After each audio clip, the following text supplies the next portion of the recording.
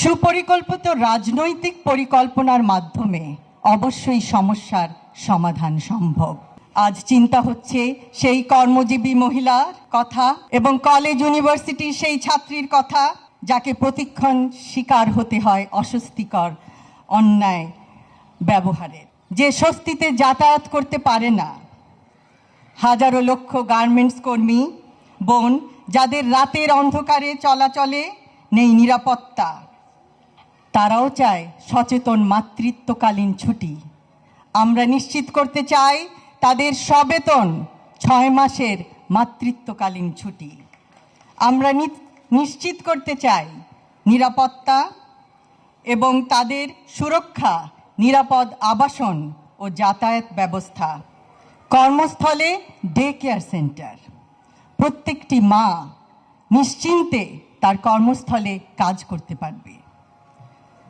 আজ মনে পড়ে সেই বয়োবৃদ্ধ নারীর কথা যাকে সে কোলে করে বেঁধে দিয়েছিল একটি গেটের, বৃদ্ধাশ্রমের একটি গেটের সঙ্গে তার পরিবারের লোকজন।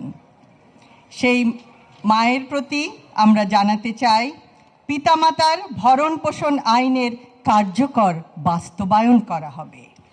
সবচেয়ে সুস্বাদু হালিম রাঁধুনি হালিম। হালিম হোক রাঁধুনি হালিম। আজ মনে পড়ে সেই হতভাগা গৃহিণীর কথা যিনি আত্মহত্যার পথ বেছে নেয়। কেন?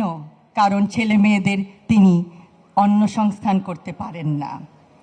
আমরা নারী সাপোর্ট সেল গড়ে তুলব, উদ্যোক্তা নারীদের আর্থিক ও দক্ষতা সহায়তা প্রদান করব, আনুষ্ঠানিক অর্থনৈতিক খাতে নারী কর্মস্থান বৃদ্ধি করা হবে। সুপরিকল্পিত রাজনৈতিক পরিকল্পনার মাধ্যমে অবশ্যই সমস্যার সমাধান সম্ভব। আজ আমাদের বহু আলোচকবৃন্দ, আমার সহ আলোচকবৃন্দ বিভিন্ন সমস্যার কথা জানিয়েছেন এই এলাকার। আমরা শুনেছি, আমরা সবাই জানি এবং পরিবেশ সম্পর্কে, পরিবহন খাতে ট্রাফিক জ্যাম সম্পর্কে আরও বিভিন্ন সমস্যার সুনির্দিষ্ট সমাধান সুপরিকল্পিতভাবে উপস্থাপন করা হয়েছে আমাদের ইশতেহারে।